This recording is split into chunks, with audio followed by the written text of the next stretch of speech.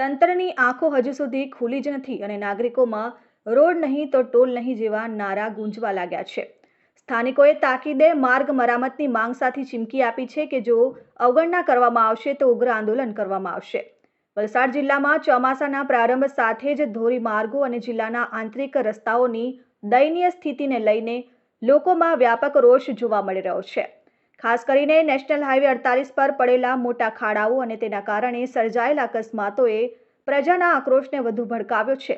ગત સપ્તાહે પારડી નજીક ખાડાના કારણે થયેલા એક યુવાનના મોતના બનાવ બાદ પરિસ્થિતિ વધુ તંગ બની છે। આ જનરોષને વાચા આપવા માટે આજરોજ વલસાડ જિલ્લા કોંગ્રેસ સમિતિ દ્વારા બગવાડા ટોલનાકા ખાતે જંગી જન આક્રોશ રેલી યોજીને સરકાર સામે ઉગ્ર વિરોધ પ્રદર્શન કરવામાં આવ્યું હતું। કોંગ્રેસના કાર્યકર્તાઓ અને સ્થાનિક નાગરિકો મોટી સંખ્યામાં બગવાડા ટોલનાકા ઉપર ઉમટી પડ્યા। રોડ નહીં તો ટોલ નહીં જેવા સૂત્રોચ્ચાર સાથે વિરોધકર્તાઓએ ટોલ નાકા પર જ ધરણા યોજીને વાહન વ્યવહાર અવરોધિત કર્યો હતો। તેમણે સ્પષ્ટપણે જણાવ્યું હતું કે જ્યાં સુધી રસ્તાઓની હાલત સુધારવામાં નહીં આવે ત્યાં સુધી ટોલ ટેક્સ વસૂલવાનું બંધ કરવું જોઈએ। કોંગ્રેસના કાર્યકર્તાઓએ ટોલ નાકા પર નીચે બેસી જઈને પોતાનો વિરોધ નોંધાવ્યો, જેના કારણે વાહન ચાલકોને પણ હાલાકીનો સામનો કરવો પડ્યો। છતાં ઘણા સ્થાનિક લોકોએ કોંગ્રેસના વિરોધને સમર્થન આપ્યું હતું।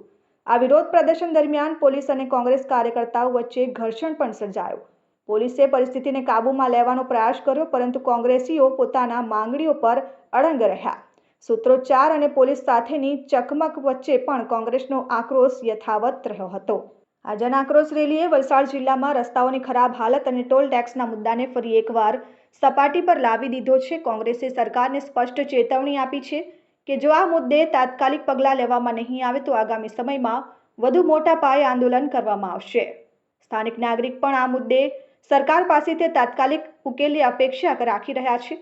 ભારે વરસાદ બાદ રસ્તામાં ઠેર ઠેર ખાડાઓ પડી ગયા હોવાને કારણે વાહન ચાલકોને ભારે હાલાકીનો સામનો ન કરવો પડે એવી લોકોની માંગ ઉઠી રહી છે। Kalpesh Patel, RN news, Vapi, Valsad.